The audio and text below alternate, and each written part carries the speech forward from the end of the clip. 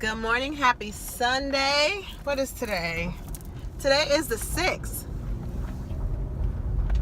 January 6th. So thank you so much for stopping by my channel. Hit that like button, share, hit the notification bell, subscribe, and tell a friend about it. So, all right, so I have another video. It's going to be backwards because I probably will upload this one first, and then you will get yesterday's video.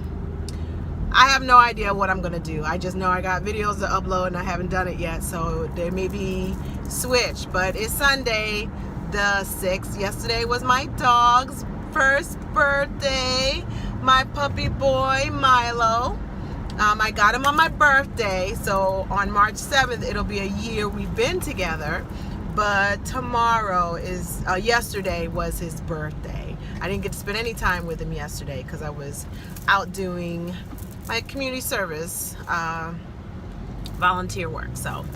But I'm going to spend some time with him today. He doesn't know, so it doesn't matter. But just chit-chatting. I want to get the gloomy stuff out and in with some encouragement. So you cannot escape hearing, if you're on any social media at all, you cannot escape hearing about the Lifetime documentary of R.Kelly. And I actually talked about it with my girls yesterday. And the one thing I got from it, well, many things, but the one thing I got from it is I'm glad I did not sit down and watch it.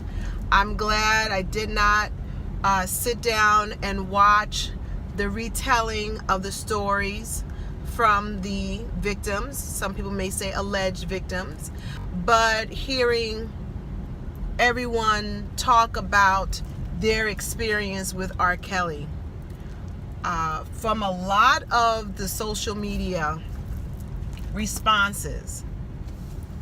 And I did watch Bondi Blue's review, I believe, the 3rd and 4th installment. And there was an overwhelming sense of the assessment I got from the documentary was that it was dark, which is why I said I could not watch the actual documentary. That it triggered a lot of people, which I think is terrible for a lot of people. And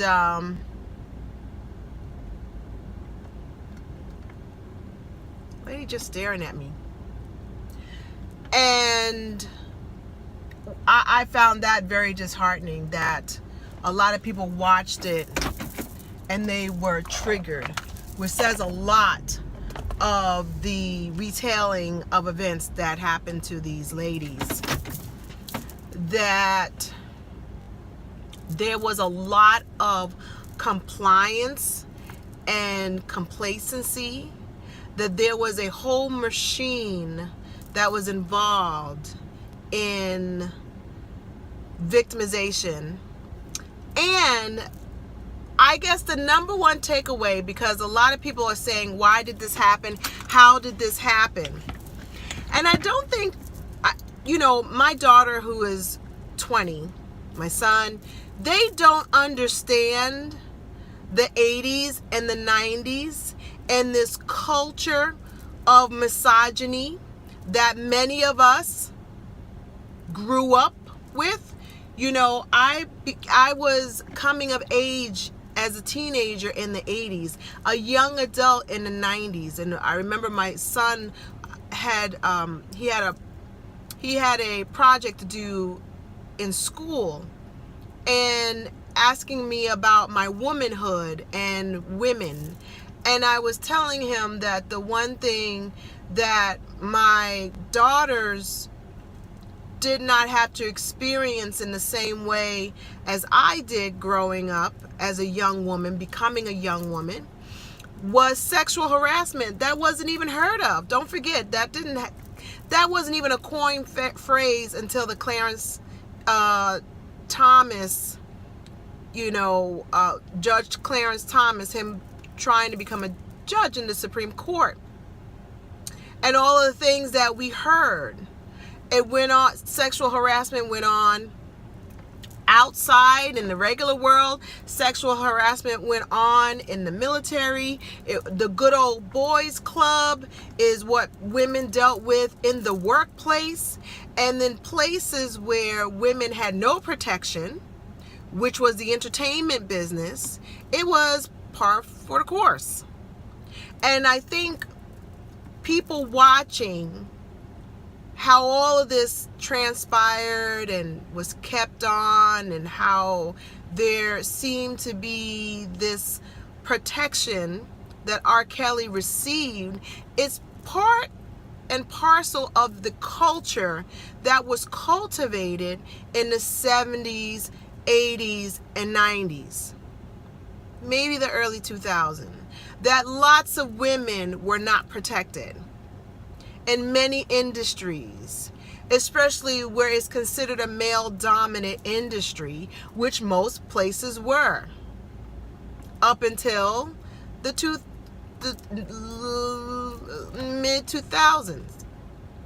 So I think this is very much a testament about the history of American culture, of the male dominance in American culture. You know, we seem to think that that only happened during the 40s and 50s and 60s of Mad Men.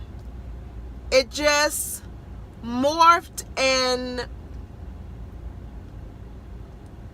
transformed into something else in the 70s, 80s, and 90s. And this is very much a glimpse of what a lot of women went through in some form or fashion, on some level, in the workplace or in their own lives. Don't forget, you know, R. Kelly is just really a cautionary tale about what a lot of women went through. And, you know, the Me Too movement is just bringing to light, with all the things that we are now hearing about people who we deemed celebrities and people who have status and power. This has always been going on. We're just now being open to getting the insight in the psyche of a lot of men. But this, you can take this out and put it in on a lower scale, on a smaller scale, of what went on in the neighborhood, what went on in people's families. And I said this last night, and I felt like this was a thread that went on through the whole documentary series, is that secrets make you sick. There were secrets in R. Kelly's life that made him sick, with not telling the family, not wanting to, quote unquote, I'm not gonna put my family under the bus. These alleged people who victimized him and his brother. Secrets keep you sick. Secrets make you sick. If you don't hear anything else from this documentary, there was secrets upon secrets that of compliance. People saw things, didn't report things, people were involved in things. No one. They kept the secret, and it made so many people sick. It just had a ripple effect. And these people were probably broken when they got involved or was involved in it, and they are still broken. So, of course, you know, I feel for the sickness and the secrets and how that is so insidious, like a cancer, and that it metastasizes and takes its own form in its own life.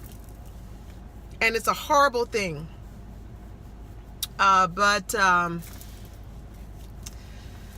we'll see how this all transpires, and if people are really going to now look at things with a different eye. That will be interesting to see. On a lighter note, to end with something more positive, you know, I was telling you that my year of proclamation this year was going to be of gratitude. And then I was at church today, and the church had a proclamation, a year to start and finish strong, and that it's okay to start broken, And that the thing that is, what is, ask yourself, what is keeping you from starting or making your first step in whatever you want to accomplish. And then he talked about disappointment brings disillusion, and that makes you have poor choices and make dumb decisions. And that many decisions are made on an unfulfilled expectation. And that expectation is really hope. So there are a lot of people that feel broken, that don't feel like they're where they want to be. And he was saying you need to start in your brokenness.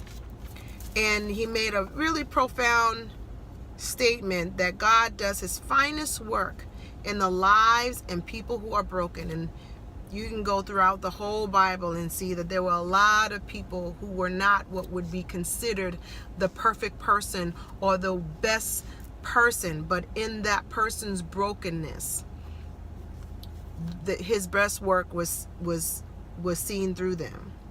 And then he said, don't let your brokenness be your excuse, which I think is a really good thing. Don't let whatever that brokenness is, well, I don't feel like I can get that promotion because I don't have the right education, or I can't start this career because I'm too old. Whatever you're using as your brokenness, don't let that be an excuse.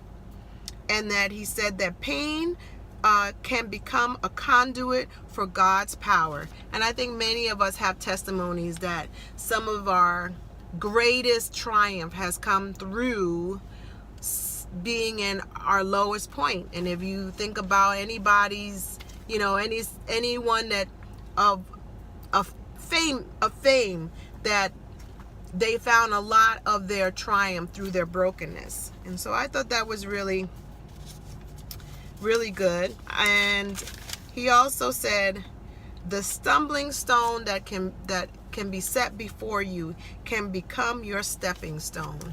So use your stumbling stone to become your stepping stone, which means whatever obstacles you feel like you have, use that as your power to make it your stepping stone. So it was really a lot of encouragement, and I wanted to just give that to you because somebody might be out here that's listening to me that needs encouragement. I know I need encouragement. It's just something you want to start. Go ahead and start, and it's okay that you don't know what the next step is. If it's meant for you to have that dream, resources will come, and you just have to trust and believe that the universe will bring you your tools and resources for you to get what you want to get accomplished. But you have to make the first step. So that's all I have for Jumpstart January. I'm reluctant to say Jumpstart January, but I keep showing up, so I'm going to say Jumpstart January. So I am going to eat, take a nap, enjoy the rest of the Sunday. Take care of yourself and each other, and I will talk to you tomorrow. Bye.